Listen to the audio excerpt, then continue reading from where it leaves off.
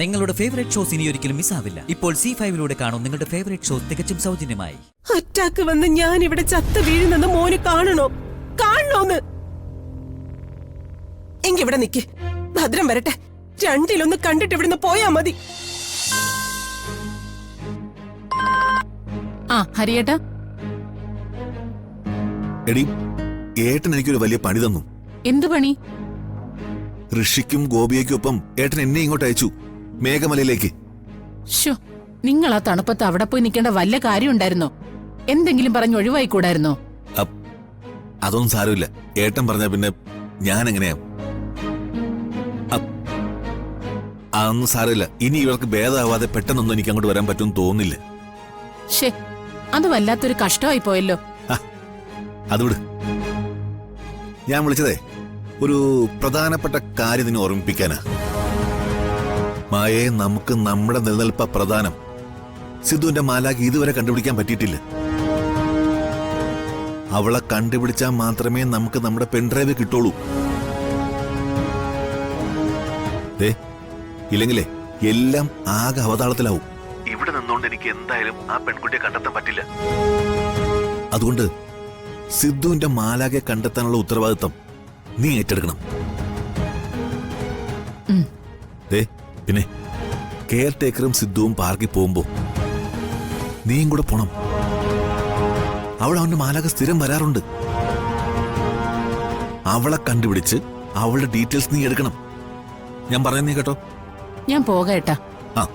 അറിയാലോ, അവൾ ആ പെൺഡ്രൈവ് നോക്കുകയോ നമ്മളെക്കുറിച്ചുള്ള സത്യങ്ങൾ മനസ്സിലാക്കുകയോ ചെയ്താൽ അത് പിന്നെ വലിയ അപകടവും. പറഞ്ഞേക്കാം കേട്ടോ?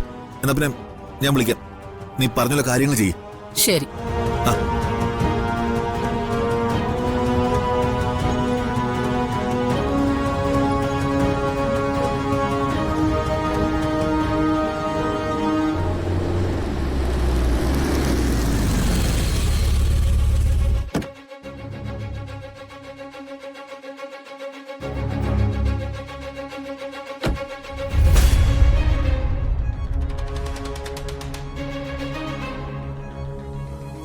ഇയാളായിരുന്നു.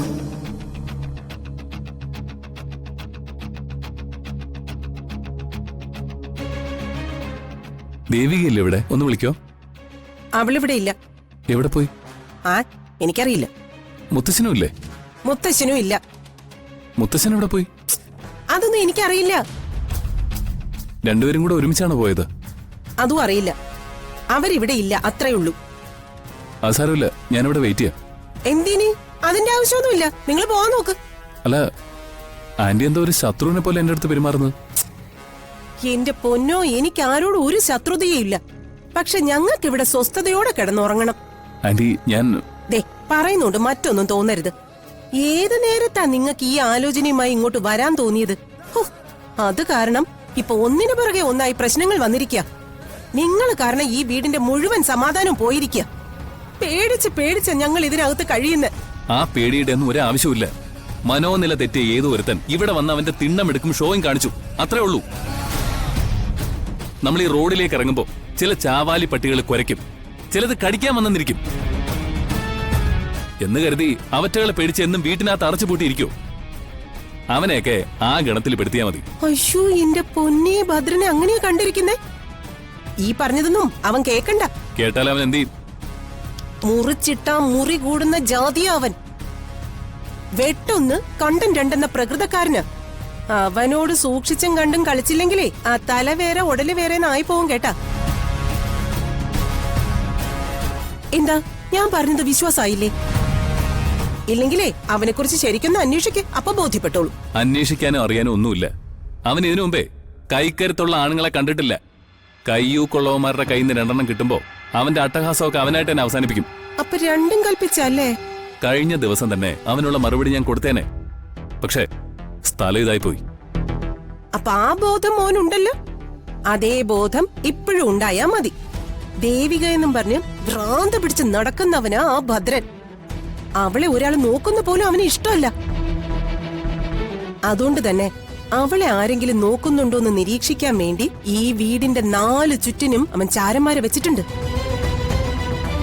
അതിലേതെങ്കിലും ഒരാള് അവനെ വിളിച്ചു പറഞ്ഞ, അല്ല മിക്കവാറും വിളിച്ചു പറഞ്ഞിട്ടുണ്ടാവും. കണ്ണടച്ച് തുറക്കും മുമ്പേ അവരിവിടെ എത്തും. പിന്നെ ഇവിടെ നടക്കുന്നതേ വലിയ കയ്യാങ്കളിയായിരിക്കും. പറഞ്ഞില്ലാന്ന് വേണ്ട കേട്ടാ. കരിക്കകത്തമ്മയാണേ സത്യം. ഇന്നിവിടെ മിക്കവാറും ചോരക്കളമായിരിക്കും. ഇതൊന്നും കണ്ടു നിൽക്കാൻ എന്നെ കൊണ്ട് പറ്റൂല മോനെ. ഈ വീട്ടിൽ ഇപ്പൊ ഞാൻ മാത്രമേ ഉള്ളൂ. എനിക്കാണെങ്കിൽ ഇല്ലാത്ത അസുഖങ്ങളൊന്നുമില്ല. അടിയും വെട്ടും വഴക്കും ഒക്കെ കണ്ട എന്റെ പൊന്നോ, മിക്കവാറും ഞാൻ അറ്റാക്ക് വന്ന് ചത്തുപോകും. അതുകൊണ്ട് മോന്റെ കാല് ഞാൻ പിടിക്കാം. ദയവ് ചെയ്ത് മോനൊന്ന് തിരിച്ചു പോ പ്ലീസ്. ഈ വീടൊരു കൊലക്കളാവുന്നത് കാണാനുള്ള ത്രാണി ഇല്ലാത്തത് കൊണ്ടാ പറയുന്നത്. ദയവ് ചെയ്തൊന്ന് പോ. ആന്റി ഇങ്ങനെ പേടിച്ചാലോ? അറ്റാക്ക് വന്ന് ഞാൻ ഇവിടെ ചത്ത് വീഴുന്നെന്ന് മോന് കാണണോന്ന്? എങ്കിവിടെ നിക്ക്, ഭദ്രം വരട്ടെ. രണ്ടിലൊന്ന് കണ്ടിട്ട് ഇവിടുന്ന് പോയാ മതി. എന്റെ ദൈവമേ, ഈ കൊച്ചിനെ ഞാൻ പറയണൊന്നും മനസ്സിലാവുന്നില്ലല്ലോ. അയ്യോ എന്റെ ദൈവമേ, എനിക്ക് നെഞ്ചു വേദനിക്കുന്നു. അയ്യോ. അതെ ആന്റി, വേണ്ട, കരച്ചിലും ബഹളമൊന്നും വേണ്ട. ഞാൻ പോയേക്കാം. അവനെ പേടിച്ചിട്ടൊന്നുമല്ല, ഞാനായിട്ട് ഇവിടെ ഒരു സീൻ ക്രിയേറ്റ് ചെയ്യുന്നില്ല. ദേവിക ഞാൻ കണ്ടോളാം.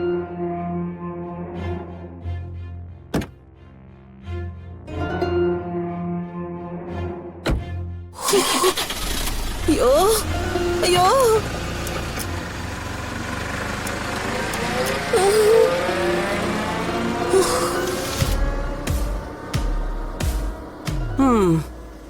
ഓടിയന്റെ മുന്നിലാ മായം തുള്ളുന്നെ. സുലോചന അവന് അറിഞ്ഞൂടാ.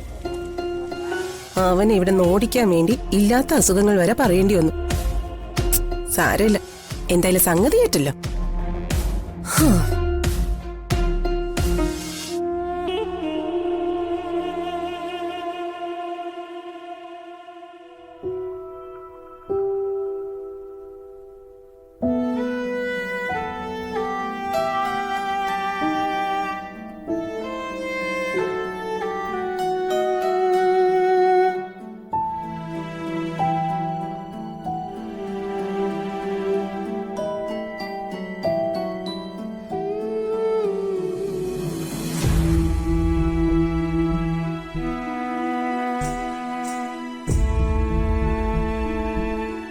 മോളെ, നീ എന്താ ആലോചിക്കുന്നേ?